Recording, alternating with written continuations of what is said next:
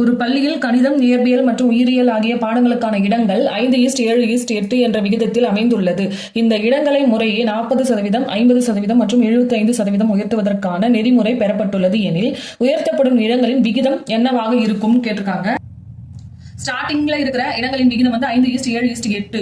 அதை வந்து உயர்த்தின பிறகு பெறப்படும் இடங்களின் விகிதம் என்னவாக இருக்கும் தானே கேட்டிருக்காங்க. இப்போ இந்த சதவீதம் கொடுத்துருக்காங்களா, அந்த அதிகரிப்பு சதவீதத்தை நாம வந்து பின்னமா மாத்தலாம். இப்போ 40% அதிகரிச்சிருக்கா, அதை வந்து நாம பின்னமா மாத்தணும்னா என்ன கிடைக்கும்? 40% இப்போ பின்னமா மாத்தணும்.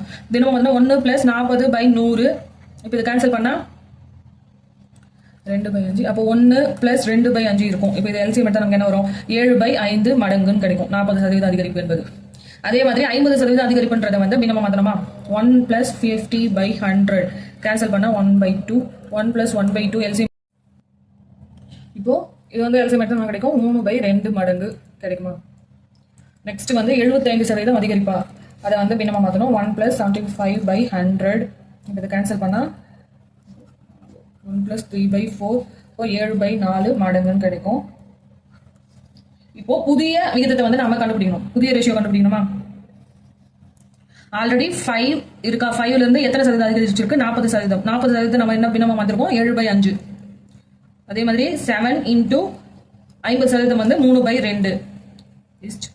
8 × 75% 7/4. இதை கேன்சல் பண்ணா 7 7 3 21/2 14 கிடைக்கும். இப்போ இதை வந்து முழு எண்ணா நாம மாத்தணும். முழு எண்ணா மாத்தணும்னா எல்லாத்தையும் நாம 2 ஆல மல்டிப்ளை பண்ணா எல்லாம் முழு எண்ணா மாறிடுமா? 7 × 2 + 21/2 × 2 14 × 2. இந்த 2 கேன்சல் ஆயிடும். இப்போ 14:21:28.